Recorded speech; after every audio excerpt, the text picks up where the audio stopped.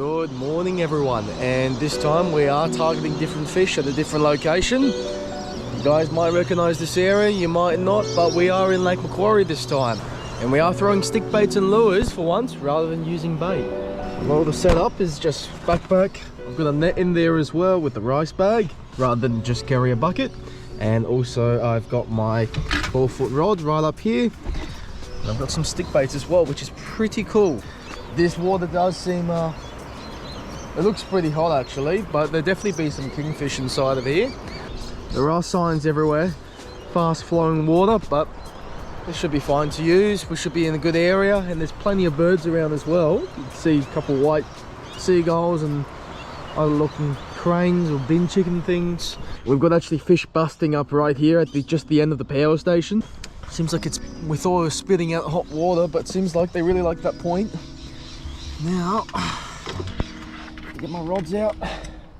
There we go. This is one of the beautiful rods we have. As you guys have seen, this is a Procyon Daiwa at the reel, and the rod's just a Penn Battalion. It's a 12-foot, and we've got 20-pound braid. And for you guys wondering, it might be a little bit dark at the moment, but we've got a big Halco rooster. I think this is a 160mm, and I might tie this straight to a snap swivel with my 30-pound leader. Basically just lock the drag every time I have a fish on, or just in general, rather than give it a little bit of space to breathe, because I mean, I've never fished actually structure like this before. There could be a fair amount of rock submerged at the bottom, and also I haven't fought a king actually with heaps of structure around like today. Here we are, all tied up. This popper looks pretty good. I did get recommended red and white. They do work well at Nelson Bay. I'm not sure about here, so I've got another popper just in case. It's a pilchard colour. Here's the pilchard colour one. I will test this one out if I do lose that, or if that one just gets nothing. As you can see, it's a really nice water right up here. It seems pretty clear actually. It's steaming up and you can hear the birds everywhere going crazy. Just make our way down, hopefully really smoothly. This might be a little bit big. It's 78 grams, but my rod can cast up to 130. They are busting up on the other side. Okay, we'll go for a first cast. Try to avoid these big birds. These are actually the good ones. Don't want to cast it too far actually.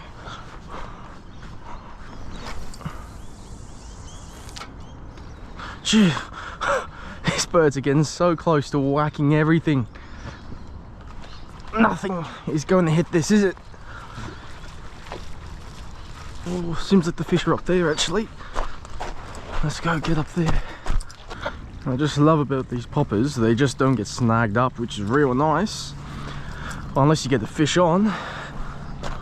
Oh, that's a big bull.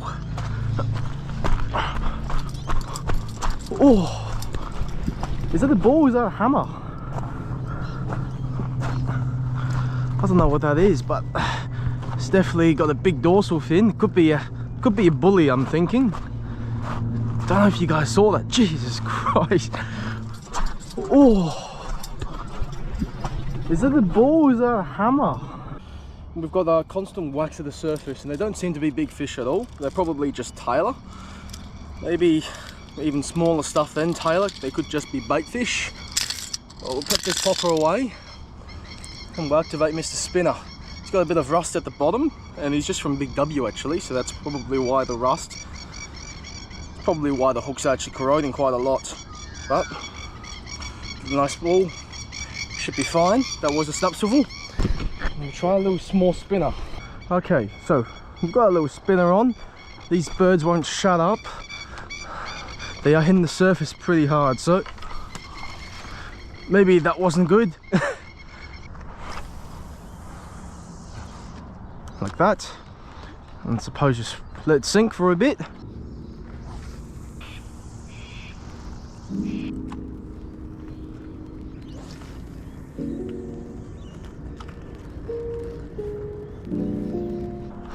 I don't know what these fish are, and don't even know what I could get here. It's like just fishing out in the deep sea.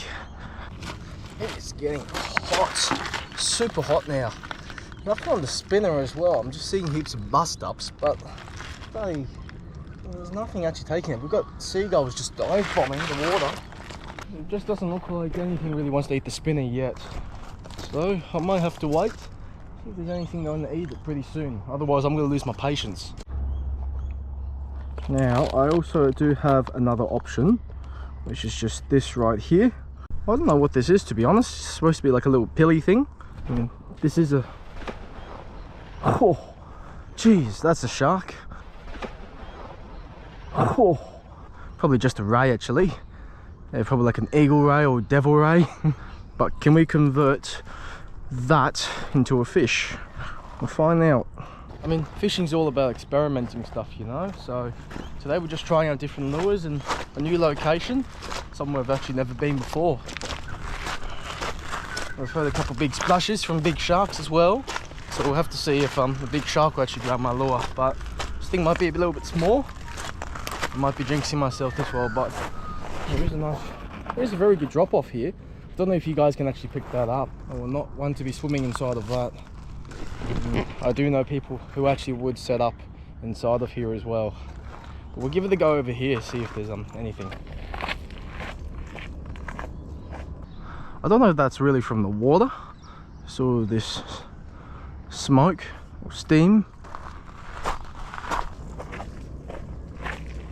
Once Jeff came, we loaded up some thawed out garfish on the unweighted gang hooks. The current's pretty strong in this area, so we walked further up the system and casted the baits out as far as we could, then walked down following the line. We got a couple bites while drifting down, but it was probably just small tailor brim or queenfish. Oh, yeah. But we didn't get anything today, nothing. But we did see a couple nice fish. That's fishing though, you just gotta go explore a place, test out different things, and I did get a float, probably about 300 meters out. Yeah, so this thing's probably 6 nautical miles out, and time to bring her in.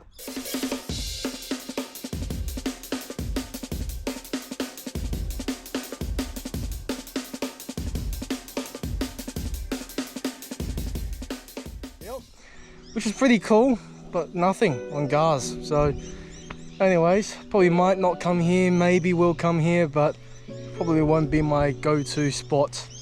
Anyways, thanks for watching and see you in the next episode.